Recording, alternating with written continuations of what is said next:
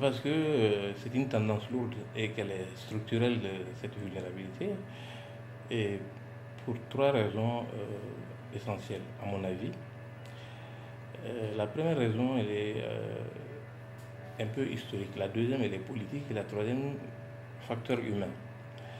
En fait, si vous regardez l'armée malienne, cette armée malienne a eu son existence dès les premières années de l'indépendance. Mais entre l'indépendance et aujourd'hui, lorsque vous examinez à la loupe ce que cette armée est, vous vous rendez compte que ce n'est que des failles. D'abord, pendant les premières heures d'indépendance, on avait des soldats qui étaient engagés vraiment de manière, comme on dit, de manière patriotique. Bon, c'était les valeurs d'avant. Et ils venaient à l'armée parce qu'ils étaient fiers de venir participer au combat pour la libération, pour la défense, etc. Et ça, c'était une conviction. Mais à partir de 1978, c'est-à-dire avec l'irruption des militaires dans l'arène politique, en particulier le comité militaire de libération, qu'est-ce qui va se passer? Il y avait là un groupe de jeunes officiers, sans doute très braves, et qui avaient une instruction embryonnaire et qui ont pris les affaires en main. Et soudain, ils ont décidé de mettre dans l'armée des intellectuels. Et pour faire ça, ils ont utilisé, si vous voulez, l'argument des avantages. C'est vérifiable, hein, ils sont à l'époque allés de lycée en lycée pour convaincre les lycéens que venir dans l'armée était la meilleure chose à faire parce qu'ils auraient des avantages qu'on a plus tard symbolisés par les 3 V, voiture, villa, verger. Bon, donc cela a appâté ces jeunes intellectuels qui sont rentrés massivement dans l'armée. Donc vous voyez qu'ils ne sont pas rentrés dans l'armée pour la seule chose qui intrinsèquement justifie l'existence même de l'armée et sa raison d'être, c'est à savoir le sacrifice suprême. C'est d'abord et avant tout pour ça qu'on rentre dans l'armée. Quand on rentre dans l'armée, c'est parce qu'on est prêt à prendre des balles pour que d'autres soient sauvés, pour sécuriser les autres. Mais lorsque à la base, cette réalité n'est pas ancrée, vous allez avoir une autre réalité qui va se développer. Et donc, c'est devenu finalement une affaire de mode. Parce que ceux qui entraient, les jeunes qui entraient, ils sortaient, ils avaient des bons postes, ils avaient des moyens, et ça attirait les autres, ça créait des envieux, etc. Et puis, soudain, on a instauré ce qu'on a appelé un avancement par l'ancienneté. Vous savez, un militaire, c'est pour faire la guerre. Si vous avez un footballeur qui ne joue pas au ballon, ce n'est pas un footballeur. Et donc, si vous commencez à faire avancer par l'ancienneté, c'est-à-dire que vous allez faire avancer les gens de façon obligatoire, sans les compétences, parce qu'ils ont fait tel nombre d'années à tel endroit. Alors, si vous faites ça dans l'armée, au bout du compte, vous allez avoir une armée gonflée de gradés, mais par rapport auquel on peut se demander où sont les compétences. Et puis, la troisième dimension, c'est-à-dire la troisième séquence, c'est quand sont arrivés les démocrates. Bon, vous savez que les démocrates, ils n'ont pas bien vécu du tout le régime militaire, après le 26 mars en particulier. Et ceux qui sont arrivés au pouvoir étaient convaincus que l'armée n'était pas très très bonne pour la démocratie. Je ne sais pas où est-ce qu'ils ont trouvé cette conviction, mais dans les faits, c'était ça. Et comment matérialiser ça? C'était de faire en sorte qu'il y ait quand même une armée c'est-à-dire qu'il y ait des hommes en uniforme, hein, dotés du minimum de moyens et qui peuvent justifier matériellement de l'existence d'une armée. Bon, encore là, les bases sont faussées. Parce que vous, aujourd'hui, vous savez que la plus grande démocratie au monde est celle qui a la plus forte armée du monde. Donc, il y a eu des accumulations d'erreurs, d'erreurs d'analyse, etc. Alors, du coup, on va se retrouver avec une armée qui n'a réellement pas été, dès le départ, dans la bonne trajectoire. Et ça, à mon avis, ça peut expliquer, comme vous le dites, cette vulnérabilité.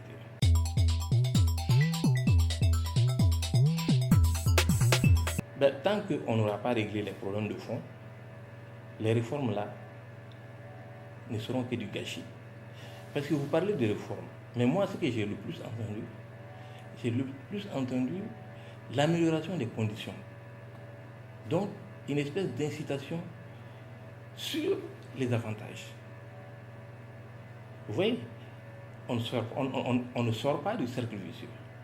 Or, une loi d'orientation et de programmation militaire, par définition, c'est une loi très technique de financement de l'armée sur une durée déterminée. Et pas un financement de n'importe quelle manière par n'importe qui. C'est rationnel. C'est-à-dire, de façon simplifiée, il existe plusieurs types d'armées. Par exemple, au Mali, vous savez qu'il existe l'armée de l'air, l'armée de terre, le génie, etc., etc. Chacune de ces armées a ce qu'on appelle un contrat opérationnel. C'est-à-dire, l'armée de terre malien doit déterminer ce qu'il veut pouvoir faire, par exemple, dans le cadre d'un scénario, d'un conflit quelque part sur le territoire. L'armée de l'air pourrait dire, bon, moi, mon contrat opérationnel, c'est de pouvoir projeter 5-6 bataillons en l'espace de 6 heures à l'autre bout du territoire, sans relève pendant une semaine. Bon, ça, ce sont des indications qui peuvent être quantifiées.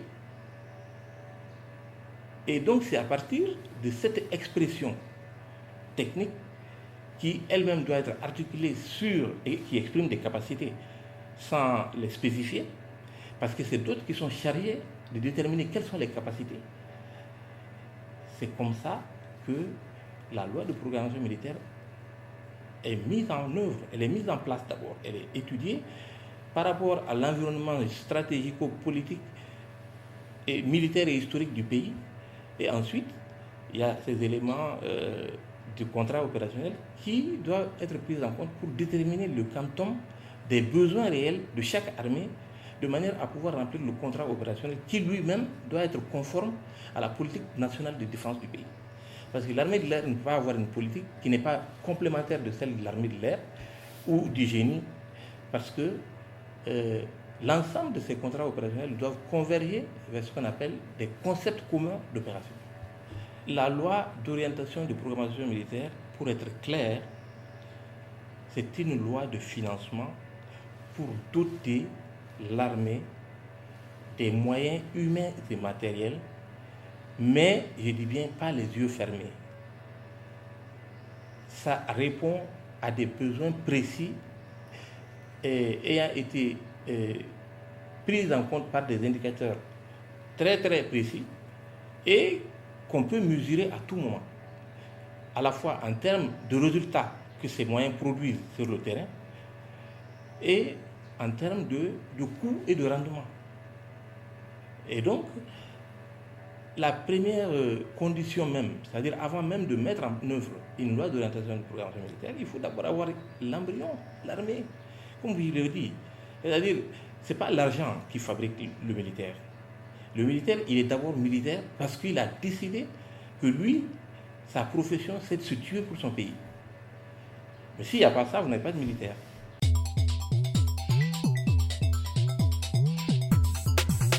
C'est vrai, il peut pas, il n'y a pas de coordination parce que on a l'impression que c'est des forces concurrentes. Barkhane, MINUSMA, Serval, FAMA, etc. Je vous dis une chose toute simple. Si tout ce monde-là, tout Barkhane, toute la MINUSMA, tous les FAMA, hein, toute la plateforme, toute la SEMA, si tout le monde est d'accord que le problème malien, c'est un problème pour lutter contre les terroristes, pourquoi on ne se met pas tous ensemble pour faire un seul bon nettoyage? Quand vous prenez sur un espace donné, c'est-à-dire vous mettez sur un territoire des forces en grand nombre, mais vous créez un phénomène d'encombrement. Parce que une force aussi a besoin de souffle. En plus, quand c'est des forces diverses, comme c'est le cas, avec des motivations différentes, vous ne pouvez pas avoir une progression.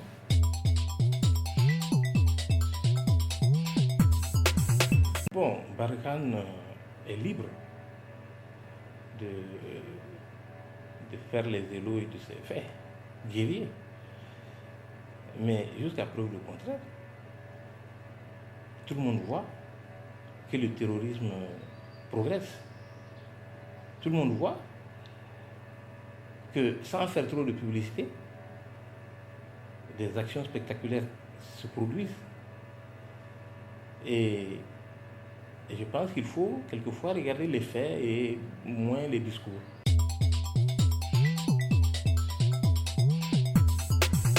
J'ai bien le sentiment que la MINUSMA a essuyé beaucoup d'erreurs d'analyse avant son déploiement. Erreurs d'analyse sur la situation malienne,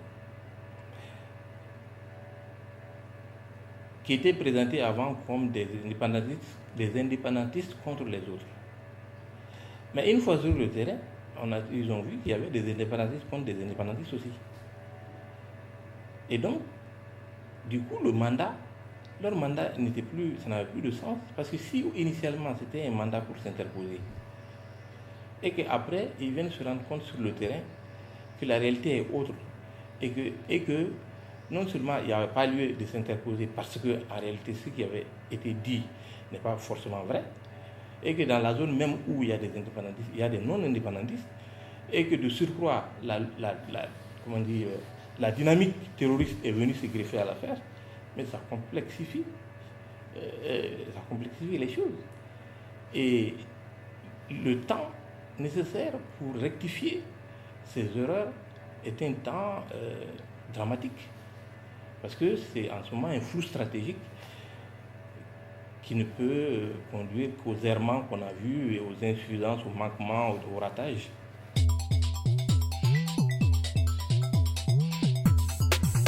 Cette hypothèse est difficile à imaginer pour une simple raison. Parce que, en fait, les Nations Unies aujourd'hui, en un mot, la communauté internationale est convaincue que le Mali en l'état n'est pas en mesure de contenir sa population ou ses dérives ou les dérives de sa population sur son territoire. Alors, pour cette raison, vous savez, dans la Charte des Nations Unies, le Conseil de sécurité a la mission principale du maintien de la paix et de la sécurité dans le monde. Et les États membres qui ont délégué cette mission au Conseil de sécurité, le Mali en est membre. Donc c'est comme si le Mali aussi avait accepté de remettre entre les mains d'un Conseil de sécurité l'appréciation même. Et ensuite, l'emploi des moyens nécessaires pour assurer la sécurité des autres. Et à ce titre-là, je ne vois pas comment le mandat ne sera pas renouvelé. Parce que s'il n'est pas renouvelé parce que le Mali n'est plus fréquentable, il sera renouvelé parce qu'il faut empêcher que le Mali déborde sur le reste.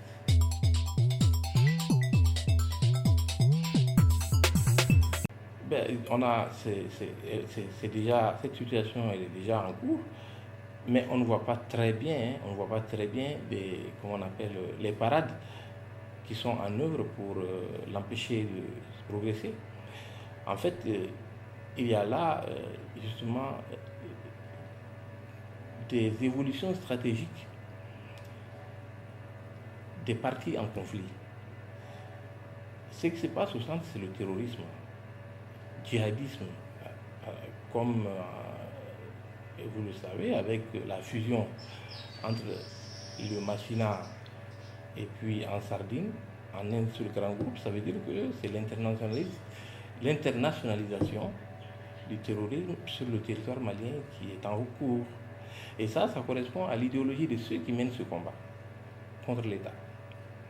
Maintenant, il appartient à l'État et à ses alliés et à ses soutiens de déterminer des stratégies alternatives et efficaces pour répondre correctement à ces menaces, voire même à ces attaques qui sont perpétrées en longueur de journée contre tous les symboles de l'État.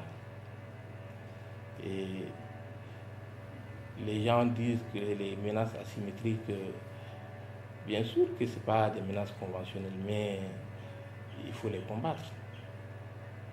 Il faut pour ça avoir les stratégies idoines appropriées à chaque type de situation. Le terrorisme malien n'est pas comme le terrorisme, comment dirais-je, qui sévit en Europe. C'est pas pareil. C'est pas pareil que d'autres terrorismes dans d'autres parties du monde. Donc, il appartient aux Maliens eux-mêmes de se saisir d'une meilleure compréhension de leur situation, de sortir de tous les carcans, d'avoir la clairvoyance nécessaire. C'est ça le leader.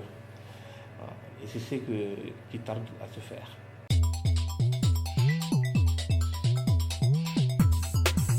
Mais justement,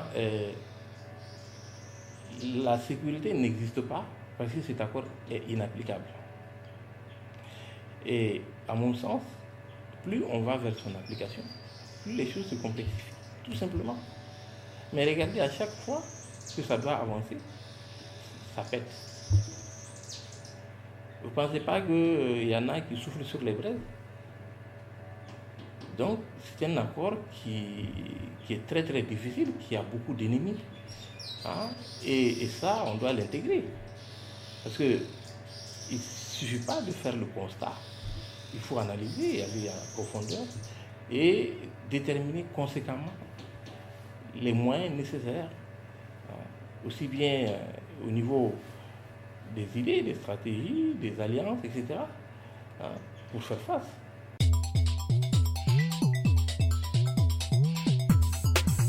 Par définition, un terroriste, ce n'est pas un partenaire. Parce qu'un terroriste, c'est un totalitariste, c'est un fondamentaliste, ce n'est pas quelqu'un qui veut de la discussion, c'est quelqu'un qui veut de la destruction. Donc on ne négocie pas avec, on détruit le terrorisme. Maintenant, il faut relativiser. Vous ne pouvez pas, lorsque la force armée, c'est ça, quelque part, c'est pas nouveau.